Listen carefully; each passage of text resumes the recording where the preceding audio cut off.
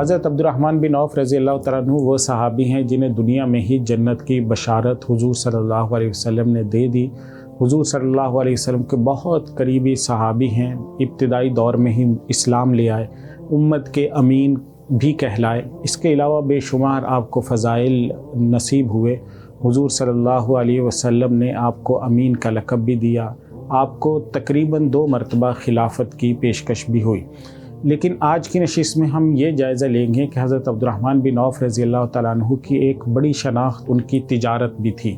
تو آپ کی تجارت کتنی بڑی تھی اور جو حضرت عبدالرحمن بن عوف رضی اللہ تعالیٰ عنہ نے دولت کمائی تھی وہ کتنی بڑی تھی، تاکہ بزنس کمیونٹی کو یہ پتہ چلے کہ بڑے بزنسز قائم کرنا، بڑی کمپنیاں قائم کرنا، بڑے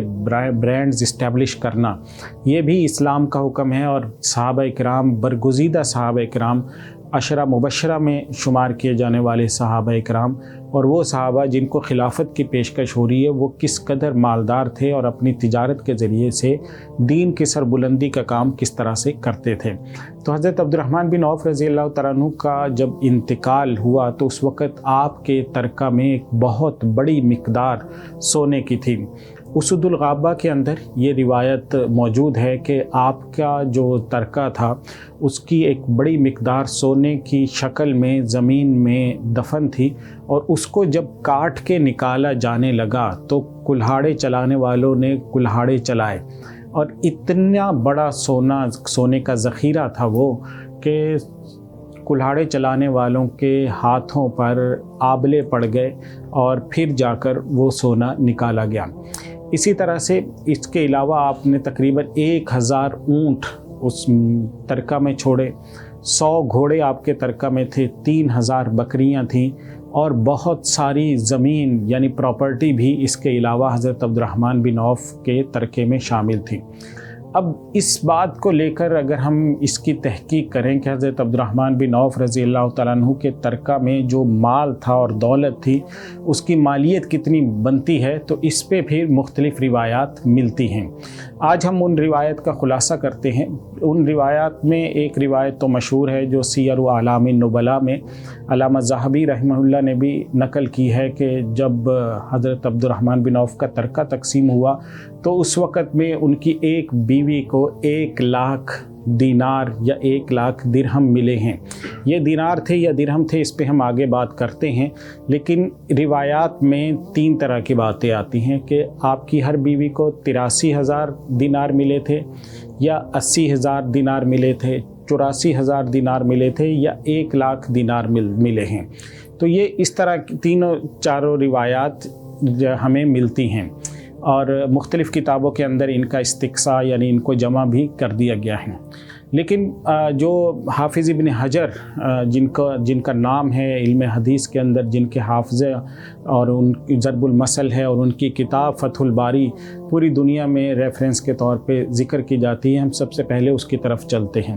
حافظ ابن حجر رحمۃ اللہ علیہ نے جو فتح الباری میں کیلکولیشن کی ہے حضرت عبدالرحمن بن عوف رضی اللہ تعالیٰ عنہ کی،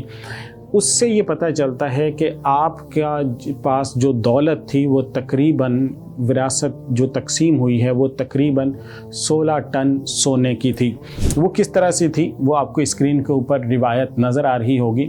وہ روایت وہی ہے جو معمر عن ثابت کی روایت اس سے پہلے ہم نے نقل کی ہے سیر و اعلام النبلاء کے حوالے سے۔ تو اس روایت سے یہ پتہ چلتا ہے کہ آپ کی وراثت جو ہے وہ تقسیم ہوئی۔ حافظ ابن حجر نے جو روایت نقل کی ہے ان کے مطابق حضرت عبدالرحمن بن عوف کی وراثت کے 32 حصے کیے گئے، اور ایک حصہ جو ہے وہ 1,00,000 دینار کا تھا۔ تو 1,00,000 دینار کا جب ایک حصہ ہوا تو کل گویا یہ 32,00,000 دینار ہو گئے۔ تو 32,00,000 دینار حافظ ابن حجر کی اس روایت کے مطابق بنتے ہیں۔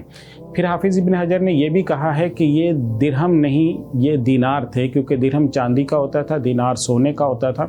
اور اس کی ایک وجہ تو انہوں نے نقل کی ہے، وہ یہ وجہ بتاتے ہیں کہ حضرت زبیر ابن عوام رضی اللہ تعالیٰ عنہ کی جو وراثت تھی وہ اس سے زیادہ بن رہی ہے، حالانکہ حضرت عبدالرحمن بن عوف بالمتفقہ طور پر تاریخ سے ہمیں پتہ چلتا ہے کہ وہ زیادہ بڑے تاجر تھے۔ تو اس لیے یہ یقینی بات کہی جا سکتی ہے کہ حضرت عبد الرحمن بن عوف رضی اللہ تعالیٰ عنہ کی جو وراثت ہے وہ سونے کی شکل میں تھی، اور اس کا ایک بڑی دلیل بھی ملتی ہے۔ وہ دلیل وہی ہے جو ہم اس سے پہلے ذکر کر چکے ہیں کہ روایات میں آتا ہے کہ مجلت ایدی الرجال منہ، کے لوگوں کے جو ہاتھ ہیں ان پر آبلے پڑ گئے تھے اس سونے کے ذخیرے کو نکالتے ہوئے جو حضرت عبد الرحمن بن عوف رضی اللہ تعالیٰ عنہ کے پاس محفوظ تھا۔ تو اس سے یہ پتہ چلتا ہے کہ آپ کی جو وراثت تھی وہ سونے کی شکل میں تھی۔ تو حافظ ابن حجر نے اس کی جو کیلکولیشن ہے، جو روایت آپ کو نظر آ رہی ہے اسکرین پہ، وہ بتائی ہے 32 لاکھ دینار۔ ایک دینار اس وقت میں آج کے حساب سے حضرت مفتی رشید احمد لدھیانوی رحمۃ اللہ علیہ کے کیلکولیشن اور انہوں نے جو مختلف ایکسپیریمنٹ کیے تھے ان کے مطابق ایک دینار کی ویلیو آج کل کے دور کے اعتبار سے 4.86 گرام کی بنتی ہے۔ تو جب وہ ایک دینار 4.86 گرام کا ہو گیا تو اس گویا 32 لاکھ دینار کو ہم اس سے ضرب دیں گے، اور اس کے نتیجے میں ہمارے پاس جو کیلکولیشن آئے گی اس کو اگر ہم دیکھیں تو یہ تقریباً 15,552 کلو سونا بنتی ہے، کیونکہ ہمیں معلوم ہے کہ 1000 گرام سے 1 کلو بنتا ہے۔ تو 1000 گرام اور اس کے بعد اس کو ہم نے کلو میں کنورٹ کر دیا تو وہ تقریباً 15,552 کلو سونا حافظ ابن حجر والی روایت کے مطابق یہ بن جاتا ہے۔ اور ہمیں یہ پتہ ہے کہ جو 1000 کلو ہوتا ہے اس سے 1 ٹن بن جاتا ہے۔ تو مختلف پیرامیٹرز ہیں اس کے بھی، لیکن اگر ہم 28 من کو 1 ٹن میں مانیں تو وہ اس سے بھی کم میں بن جاتا ہے۔ تو اس روایت کے مطابق تو یہ 16 ٹن سے بھی زیادہ حضرت عبد الرحمن بن عوف رضی اللہ تعالیٰ عنہ کی وراثت بنتی ہے۔ لیکن اگر 1000 کلو کا 1 ٹن ہم تسلیم کرتے ہیں تو اس صورت میں یہ 15 ٹن 552 کلو سونا، یعنی تقریباً 15.5 اور 16 ٹن یہ حضرت عبد الرحمن بن عوف رضی اللہ تعالیٰ عنہ کی وراثت بنتی ہے، اور یہ صرف وہ رقم ہے جو انتقال کے وقت حضرت عبد الرحمن بن عوف رضی اللہ تعالیٰ عنہ کے قبضے میں موجود تھی۔ تو یہ فتح الباری کی روایت سے ہمیں معلوم ہوتا ہے کہ یہ تقریباً حضرت عبد الرحمن بن عوف رضی اللہ تعالیٰ عنہ کی جو وراثت تھی وہ اتنی بنتی ہے۔ لیکن اگر ہم یہ جو حافظ ابن حجر والی روایت ہے یہ مختلف محدثین نے نقل کی ہے، اسی بات کو بہت سے لوگوں نے آگے بڑھایا ہے۔ مروج الذہب کے اندر بھی اس کی تفصیلات ملتی ہیں، دیگر روایات میں، دیگر تاریخ کی کتابوں میں بھی ہیں، حدیث کی کتابوں میں بھی اس پر بات ہوئی ہے۔ لیکن اگر ہم اس موضوع پر آگے بڑھیں تو ہمیں جو کتب فقہ ہیں، فقہی کتابوں میں اس پہ مزید گفتگو بھی ملتی ہے۔ فقہ میں ایک حنفی عالم دین علامہ سرخسی رحمۃ اللہ علیہ کی شمس الائمہ سرخسی رحمۃ اللہ علیہ کی کتاب مشہور ہے المبسوط، اس میں اس پہ مزید گفتگو کی گئی ہے اور یہ تخارج کے تناظر میں کی گئی ہے، اور اس سے ہمیں یہ بھی پتہ چلتا ہے کہ حضرت عبد الرحمن بن عوف رضی اللہ تعالیٰ عنہ جب انتقال فرما رہے تھے تو ان دنوں میں آپ نے جو مرض الوفات تھا ان دنوں میں اپنی ایک بیوی کو طلاق دی تھی۔ تو 4 بیویاں آپ کے عقد نکاح میں تھیں، ان میں سے ایک بیوی کو طلاق دی، تو اس بیوی سے پھر صلح کی گئی، اور یہ تخارج کہلاتا ہے ہمارے ہاں وراثت کے مسائل کی اصطلاح میں۔ تو یہ اور آپ کی جو اہلیہ تھی ان کا نام تھا تمازر۔ تو آپ کی جو اہلیہ تمازر تھی جن کو طلاق ہوئی تھی تو ان کو وراثت میں سے جو ان کا حصہ بنتا تھا یعنی سمن، یعنی 8ویں حصے کا 1/4، کیونکہ 4 بیویاں تھیں تو ان کے وراثت میں سے ایک بیوی کا جب حصہ جو ہے وہ اولاد کے ساتھ وہ 8واں حصہ بنتا ہے۔ تو اس بیوی کو وراثت کا جو پورا حصہ ہے وہ دینے کے بجائے، چونکہ انہیں طلاق ہو گئی تھی تو ان سے پھر صلح کی گئی، اور صلح کرنے کے بعد ان سے یہ طے کیا گیا کہ جو ان کا وراثت میں 4تھا حصہ بنتا ہے اس 4تھے حصے کے بجائے انہیں اس 4تھے حصے کا بھی آدھا حصہ دیا جائے گا۔ تو یہ المبسوط کی روایت آپ کو ہماری اسکرین کے اوپر نظر آ رہی ہوگی، اور اس کے اندر یہ لفظ موجود ہیں فصالحوها على نصف ذلك وهو جزء من 64 جزءا۔ यानी अल-मबसूत की रिवायत के मुताबिक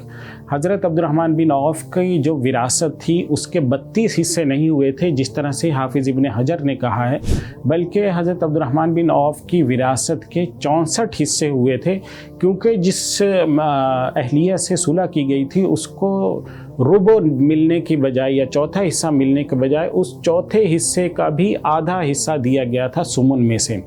तो इस तरह से ये गोया 64 हिस्से बनते हैं हज़रत अब्दुर्रहमान बिन औफ़ रज़ी अल्लाह तआला अन्हु की विरासत के। तो इसका मतलब ये है कि हज़रत अब्दुर्रहमान बिन औफ़ का जो माल तिजारत था वो इससे भी ज़्यादा था और उनकी विरासत इससे भी कई गुना ज़्यादा थे। तो अगर हम 64 इस रिवायत को लें, अल-मबसूत की इस रिवायत को, और उसके मुताबिक ये विरासत में 64 हिस्से बनते हैं और फ़ी हिस्सा जो एक अहलिया को मिला है वो 83,000 दीनार है, जो इसी रिवायत में आपको स्क्रीन पे नज़र आ रहा होगा। तो 83,000 दीनार को अगर 64 से हम ज़रब दें तो इसका नतीजा ये निकलता है कि आपकी विरासत थी 53,12,000 दीनार, जो हज़रत अब्दुर्रहमान बिन औफ़ की विरासत थी। और फिर इसी को अगर हम ग्राम में तब्दील करें तो मुफ्ती रशीद अहमद लुधियानवी रहमतुल्लाह अलैह के पैरामीटर के मुताबिक 4.86 ग्राम का एक दीनार होता था। तो ये कुल 2,58,16,320 ग्राम सोना बनता है। और अगर इसको किलो में कन्वर्ट किया जाए तो ये 25,816 किलो सोना बनता है। तो इसका, और अगर इसको टन में तब्दील किया जाए तो फिर ये सीधा 25 टन और 816 किलो सोना, यानी तकरीबन 26 टन हज़रत अब्दुर्रहमान बिन औफ़ रज़ी अल्लाह तआला अन्हु की विरासत बनती है। अब ये अल-मबसूत की रिवायत है और इससे ये पता चलता है कि आपकी जो विरासत है वो इस तरह सुलह करके तकसीम की गई थी और ये तकरीबन 25 से 26 टन सोना था जो हज़रत अब्दुर्रहमान बिन औफ़ की विरासत में तकसीम हुआ। अब इससे अगला सवाल वो ये बनता है जो आजकल भी हमारे यहाँ इकोनॉमिस्ट जिस पे बात करते हैं कि किसी भी शख्सियत या किसी बिज़नेसमैन की जो नेटवर्थ होती है वो क्या थी। ज़ाहिर है कि हज़रत अब्दुर्रहमान बिन औफ़ की ज़िंदगी का मकसद तो दीन की सरबुलंदी थी, दावत दीन थी, इस्लाम की खातिर उन्होंने कुर्बानियाँ दी, जिहाद में शिरकत की, जिहाद के लिए अपना माल वक्फ़ कर दिया। और कोई भी ऐसा मौका आप नहीं गिनवा सकते तारीख़ इस्लाम में आया हो और हज़रत अब्दुर्रहमान बिन औफ़ ने उसमें बढ़ चढ़ कर हिस्सा ने लिया हो। तो लेकिन हम अगर नेटवर्थ की जो इकोनॉमिक की इस्तिलाह है उसके मुताबिक अगर नेटवर्थ की बात करें तो नेटवर्थ एक तो आपकी विरासत है ये वाली बनती है जो तकरीबन 25.5 या 26 टन सोना था अल-मबसूत अल्लामा सरक्सी की रिवायत के मुताबिक, और फ़िक़्ह की तकरीबन सारी किताबों ने इसको फिर आगे नकल किया है। फ़तहुल क़दीर में अल्लामा इब्नुल हुमाम रहमतुल्लाह अलैह ने इस रिवायत को मज़ीद तफसील से भी बयान किया है, उसको भी हम आपको स्क्रीन के ऊपर दिखाते हैं कि उन्होंने इसको मज़ीद एलेबरेट भी किया है अल्लामा सरक्सी रहमतुल्लाह अलैह की रिवायत को। अब जो नेटवर्थ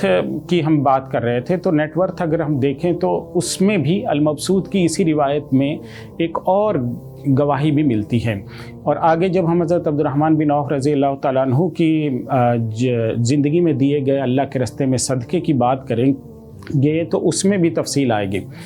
तो अल-मबसूत की इस रिवायत के मुताबिक हज़रत अब्दुर्रहमान बिन औफ़ रज़ी अल्लाह तआला अन्हु ने हुज़ूर सल्लल्लाहु अलैहि वसल्लम की जो ज़िंदगी थी उसमें 4 मरतबा ऐसा हुआ कि आपने अपना माल जितना भी था उसको लेकर अल्लाह के नबी खिदमत में हाज़िर हुए और उसमें से आधा माल हर दफ़ा यानी 4 मरतबा हज़रत अब्दुर्रहमान बिन औफ़ ने अपनी कुल दौलत का आधा हिस्सा अल्लाह के रस्ते में दे दिया।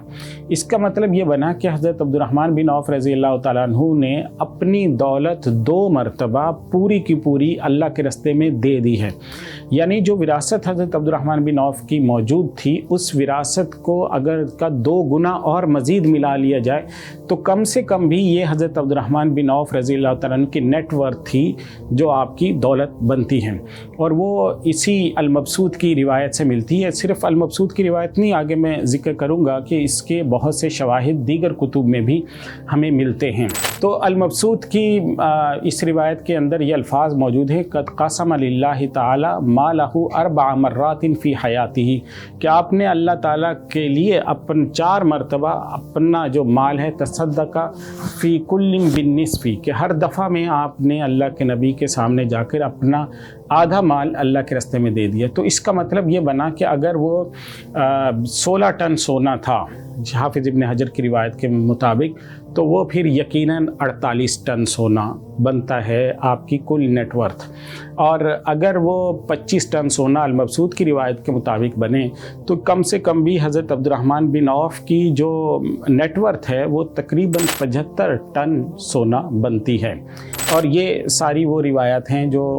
مستند کتابوں کے اندر ہمیں ملتی ہیں۔ یہ تو آپ کی نیٹ ورتھ کے حوالے سے ہم نے بات کر دی کہ تقریباً وہ یا تو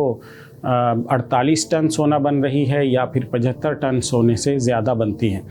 اب ہم اگلی بات کی طرف آتے ہیں کہ حضرت عبد الرحمن بن عوف رضی اللہ تعالیٰ عنہ کا جو ترکہ تھا وہ کس شکل میں تھا۔ تو روایات میں مختلف چیزیں بڑی تفصیل کے ساتھ ذکر ہوئی ہیں۔ تو ایک بڑی مقدار حضرت عبد الرحمن بن عوف کی جو مال وراثت تھا وہ سونے کی شکل میں ہی تھا اور زمین میں دفن تھا، اور اس کو کلہاڑیوں سے کاٹ کاٹ کر نکالا گیا تھا۔ اس کے علاوہ آپ کی پراپرٹی بھی بہت ساری تھی، گھوڑے تھے، اونٹ تھے، خچر تھے، اس کی تفصیل ہم آغاز میں بتا چکے ہیں۔ آخر میں ہم اس پر گفتگو کرتے ہیں کہ حضرت عبد الرحمن بن عوف رضی اللہ تعالیٰ عنہ کا جو نے اپنی زندگی میں اللہ کے راستے میں کتنا خرچ کیا، یعنی آپ کا جو مال ہے وہ اللہ کے لیے، اللہ کے دین کے راستے میں کس قدر خرچ ہوا ہے۔ تو اس کی ایک سب سے مشہور روایت وہ آتی ہے جو حضرت عائشہ رضی اللہ تعالیٰ عنہ کا حضرت عبد الرحمن بن عوف رضی اللہ تعالیٰ عنہ سے مکالمہ ہے، جس میں 700 اونٹ حضرت عبد الرحمن بن عوف رضی اللہ تعالیٰ عنہ نے اللہ کے راستے میں صدقہ کیے۔ صرف اونٹ نہیں دیے، ان کے جو اوپر جو سامان تھا وہ دے دیا، کجاوے اور پالان کی رسیاں تک بھی آپ نے اللہ کے راستے میں دے دی۔ اسی طرح حضرت عبداللہ بن عباس رضی اللہ تعالیٰ عنہ کی یہ روایت بھی ملتی ہے کہ حضرت عبد الرحمن بن عوف جب بیمار پڑے تو آپ نے اپنا 1/3 مال اللہ کے راستے میں خرچ کر دیا، تو اور صحت یاب ہوئے تو اپنے ہاتھ سے وہ مال اللہ کے راستے میں آپ دیتے رہے۔ یہی نہیں، اس کے علاوہ جو بدری صحابہ کرام ہیں مختلف روایات ملتی ہیں۔ ایک روایت اس پہ ملتی ہے کہ حضور صلی اللہ علیہ وسلم سے آپ نے حضرت عبد الرحمن بن عوف نے پوچھا مرض الوفات میں کہ میں اللہ کے راستے میں یا میں اللہ کا قرب کیسے حاصل کروں، تو حضور نے فرمایا کہ جو اولین سابقون الاولون میں صحابہ کرام شمار ہوتے ہیں، یعنی جو بدری صحابہ کرام ہیں یا ابتدائی دور میں اسلام لے کر آئے، ان پر خرچ کرو۔ تو آپ نے ہر بدری صحابی جو اس وقت موجود تھے، ان کو 100 صحابہ کرام موجود تھے جو غزوہ بدر میں شریک تھے، زندہ تھے اس وقت، تو حضرت عبد الرحمن بن عوف رضی اللہ تعالیٰ نے ہر بدری صحابی کو 400 دینار دیے۔ اب آپ 400 دینار کی کیلکولیشن اور آج کا ریٹ بھی نکال سکتے ہیں، اس کو اگر 4.86 گرام کے ساتھ ضرب دیں اور پھر جو آج کا فی گرام جو سونے کا ریٹ ہے اس سے آپ اندازہ لگائیں کہ حضرت عبد الرحمن بن عوف رضی اللہ عنہ نے اس وقت کتنا مال اللہ کے راستے میں صدقہ کیا تھا۔ اچھا، ریاض الناظرہ دوسری مشہور کتاب ہے، اس میں یہ روایت منقول ہے اور بھی بہت سی کتابوں میں مل جائے گی کہ حضرت عبد الرحمن بن عوف رضی اللہ تعالیٰ عنہ نے 30,000 غلام آزاد کیے زندگی میں۔ 30,000 غلام آپ نے اپنی زندگی کے اندر آزاد کیے ہیں، تو یہ بہت بڑی آپ کہہ سکتے ہیں اللہ کے راستے میں سخاوت کی ہے انہوں نے۔ اسی طرح ابن اسیر جزری رحمۃ اللہ علیہ کی جو روایت ہے اس سے یہ پتہ چلتا ہے کہ زندگی میں آپ نے 2 دفعہ 40 ہزار دینار اللہ کے راستے میں دیے ہیں، تو یہ آپ کی طرف سے اتنا بڑا اللہ کے راستے میں صدقہ کیا گیا تھا۔ تو اس کے علاوہ ایک مرتبہ آپ نے 40,000 دینار میں اپنی زمین حضرت عثمان رضی اللہ عنہ کے ہاتھ فروخت کی، اور اس زمین یعنی پراپرٹی سے جو حاصل ہونے والی جتنی آمدنی تھی وہ ساری کی ساری اللہ کے راستے میں آپ نے قربان کر دی اور خرچ کر دی۔ تو ایسی روایت بہت ساری ہیں اور ان کی کیلکولیشنز بھی ہم نے کی ہے، اور اس کی مزید تفصیلات کے موجودہ کیلکولیشنز کے اعتبار سے یا جنوری 2024 میں اگر سونے کا جو ریٹ ہے موجودہ مارکیٹ ریٹ اس کے مطابق اگر ہم ویلیویشن کریں تو وہ کتنی بنتی ہے، اس کو مزید تفصیل کے ساتھ ہم نے ہفت روزہ شریعہ اینڈ بزنس میں شائع بھی کر رہے ہیں، اس سے پہلے بھی شائع کر چکے ہیں، تو آپ اس کی تفصیلات مزید وہاں پہ ہفت روزہ شریعہ اینڈ بزنس میں ملاحظہ فرما لیں گے۔ وآخر دعوانا ان الحمد للہ رب العالمین۔